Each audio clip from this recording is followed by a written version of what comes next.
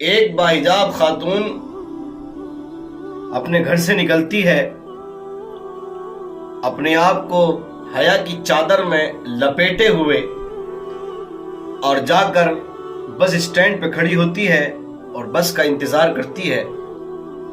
جب بس آتی ہے تو بس میں جب وہ چڑھتی ہے، وہ باحجاب خاتون ہے، بس میں جب چڑھنے کی اس نے کوشش کری تو اس کی چادر کا ایک کونا بس کے دروازے میں یہ لگ گیا۔ جب وہ ہلکا تو خاتون لڑکھڑا گئی۔ بس میں کافی لوگ موجود تھے تو اس میں ایک خاتون اور تھی جو وداؤٹ حجاب تھی، جو حجاب پہنے ہوئے نہیں تھی بلکہ ایک باریکی کپڑا اور جس سے حیا باقی نہ رہے وہ کپڑے وہ پہنی ہوئی تھی۔ اس نے بڑے غصے سے کہا، یہ کیا ہے؟ یہ کیسے تم نے چادر ڈال رکھی ہے؟ شدید گرمی پڑ رہی ہے اور اس چادر کے اندر تم نے اپنے آپ کو قید کر رکھا ہے۔ اللہ اکبر۔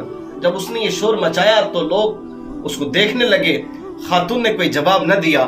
خاتون نے اپنے آپ کو سمیٹا اور سمیٹنے کے بعد اسی خاتون کے پاس جا کر بیٹھ گئی۔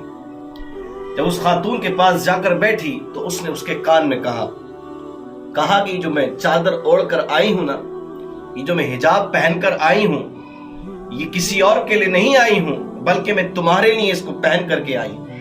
اس عورت نے کہا کہ میرے لیے پہن کر آئی ہو؟ میں نے آپ سے کب کہا کہ آپ میرے لیے حجاب کریں؟ میں نے آپ سے کب کہا کہ آپ میرے لیے چادر اوڑھیں؟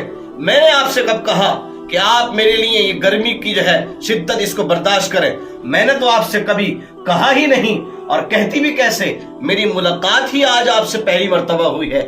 تو خاتون نے جواب دیا، ہاں تم بالکل صحیح کہتی ہو کہ آپ نے مجھ سے نہیں کہا، لیکن میں حجاب جو کرتی ہوں تمہاری وجہ سے کرتی ہوں۔ جس نے تم سے نکاح کیا ہے اور جس نے تم سے وعدہ کیا ہے، تو میں نہیں چاہتی کہ میں بغیر حجاب کے گھر سے نکلوں اور اپنے حسن کے جلوے بکھیرتے ہوئے بازاروں میں گھوموں اور آپ کا شوہر مجھے دیکھے تو وہ میری طرف مائل ہو۔ میں نے ایسا نہ کیا بلکہ آپ اپنے آپ کو جو ہے سمیٹ لیا، اپنے آپ کو حیا کے اندر سمیٹ لیا تاکہ کوئی شوہر کسی کا کوئی مجھے دیکھے تو وہ مجھے نہ دیکھے بلکہ وہ میری طرف مائل نہ ہو، وہ اپنی بیوی کی حد میں ہی رہے۔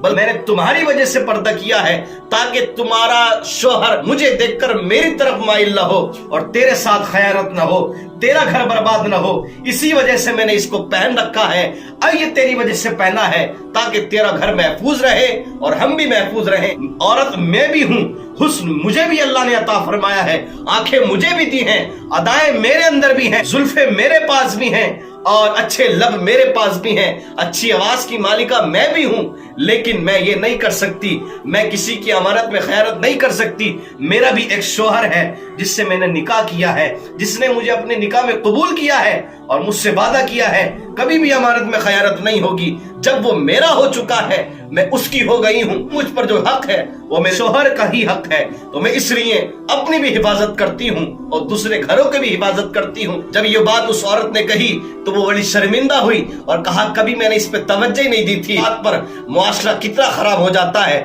ذرا دیکھیں ہم اسی غلطی کریں گے تو کتنے گھر برباد ہوں گے، لیکن ہم اگر اپنے آپ کو بچا لیں گے تو ہمارا گھر بھی محفوظ رہے گا اور دوسرے کا گھر بھی محفوظ رہے گا انشاءاللہ۔